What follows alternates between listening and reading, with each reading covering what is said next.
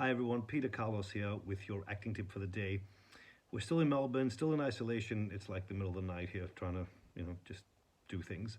Anyway, I was a part of this video. This was shot by Barry Primus at Barry Primus's house. Barry Primus is an amazing, not good, he's absolutely an amazing actor. I worked as his assistant for quite a few years back in LA. This was in the mid 90s, I believe. This was shot at his house.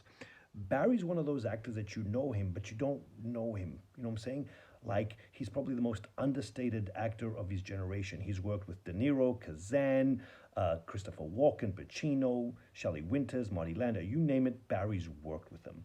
The guy is brilliant. And one thing I learned from Barry, well, I learned many things, but the biggest thing I learned is this is what something looks like in class, this is what something looks like in the real world.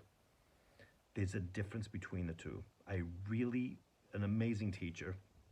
And believe it or not, this was also filmed by Jonathan Lawton. Jonathan Lawton he wrote Pretty Woman with Julia Roberts. That was his writing. And also went on to write many other things. I think he wrote Speed, and I think he wrote VIP, the TV series. And I remember this was a series that they started doing. One of the first ones they did was Christopher Walken at Barry's house. I happened to be, that was Helping with the Lights or something like that.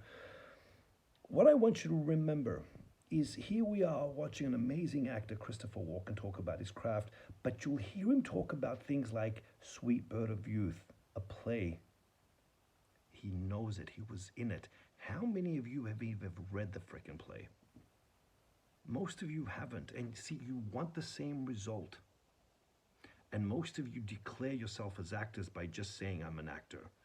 These guys put in years of work. They put in years of doing plays. They put in years of reading plays and exploring character.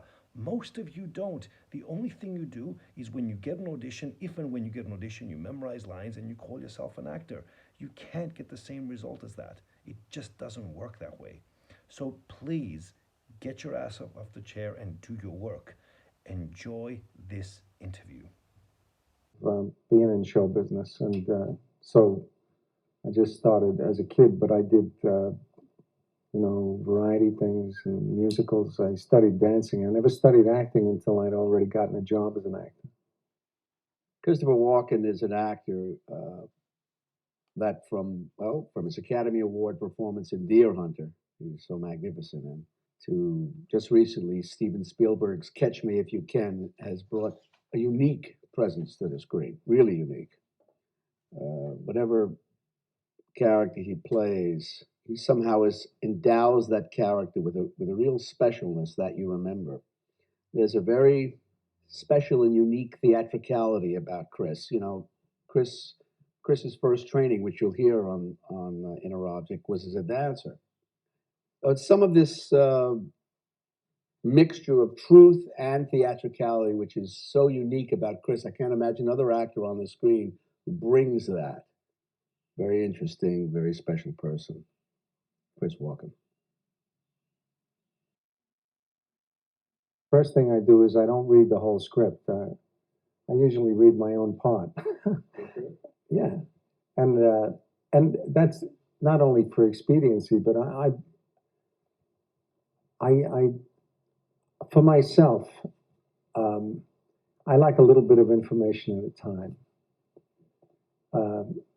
I don't like anybody explaining to me, and I don't want to explain it or analyze it myself. That's why I usually, and the truth is, I've done jobs and come to the end of them without having actually read the script, because there's something particularly in movies where you find out about it as you go along. I don't know. Somebody has said that you can tell whether a movie's good by watching, any given few minutes of it. And that I wouldn't want to, have to live by that. But I think that there's something to that, in the same way that you can tell a lot about a person just from being with them for a few minutes. The idea of researching a character and doing this amazing transformation. And certainly it can be done. We've seen that. And, it's like a miracle to see certain actors go from one thing to another. But I tried. I remember had to play somebody who'd been hospitalized. And this when I was starting. And I remember going down to the Veterans Hospital in New York on the East Side and following people around, like for blocks, and taking notes. And I really didn't know what I was doing. I was like, but I did it because I thought I had to. And I just, it's like I'm never going to be a great baseball player. I'm never going to be able to play the piano.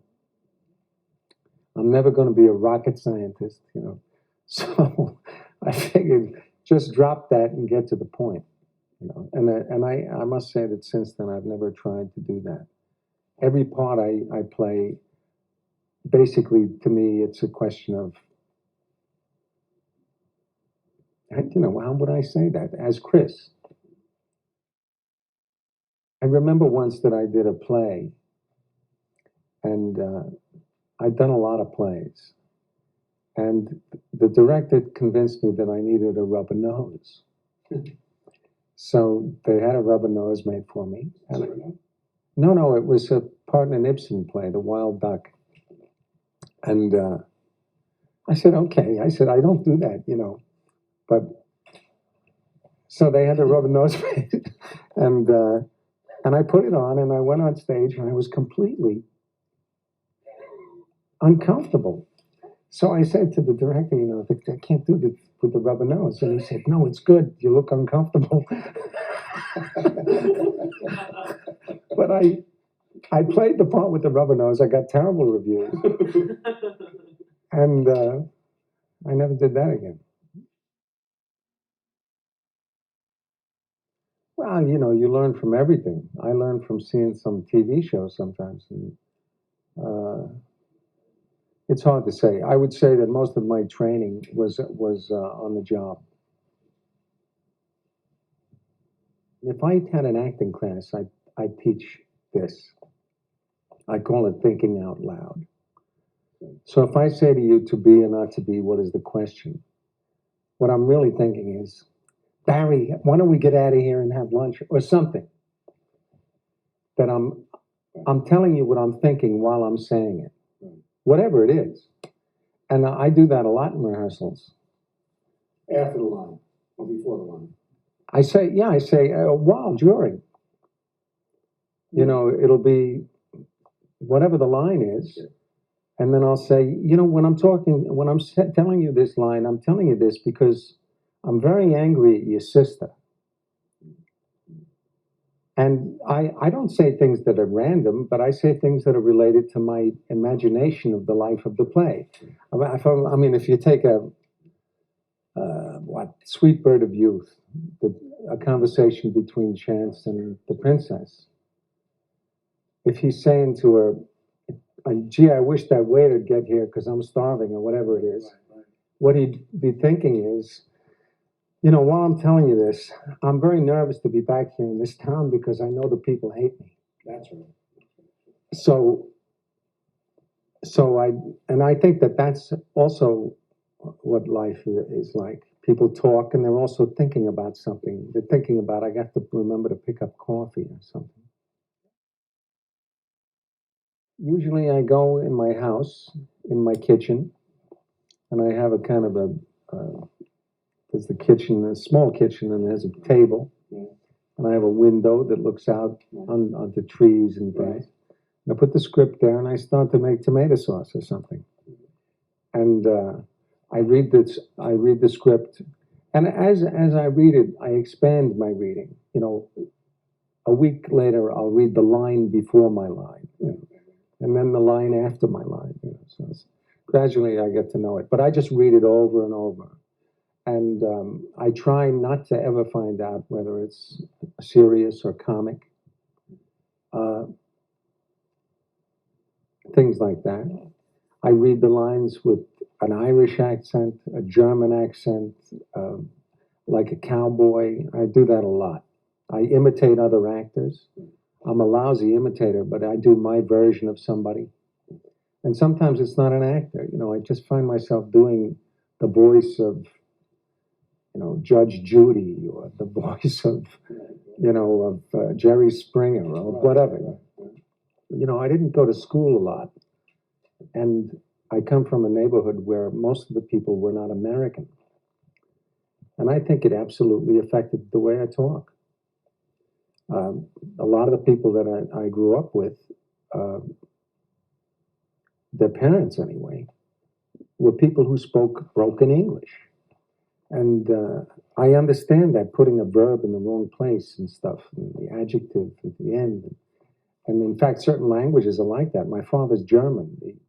The Germans, I think, they'll put the adjective at the end, something like that. And the French put the negative on both sides of the verb, and it's, and then they come to America and they speak that the way they think.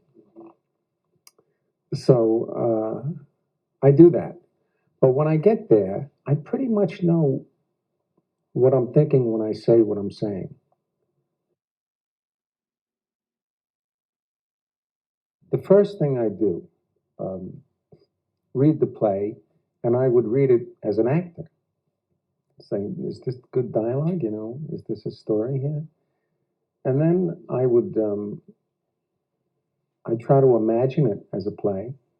I'd get the best actors I could get. And I wouldn't care if they were right for the part or any of those things that people talk about. If it said in the script that he was a fat guy, I could have a skinny guy. Even if it said it was a man, I could maybe use a woman. That wouldn't matter. But they would be absolutely the best actors that I could get. The desire is everything. The desire. And the way good actors are interesting. I went to see a play in London years ago with Alice the Sim. And I'd seen him in the movies. He's the most famous, what do you call it, Christmas Carol, Scrooge. But he made a lot of great movies. But he was in this play, and he had a scene, I think it was 20 minutes long.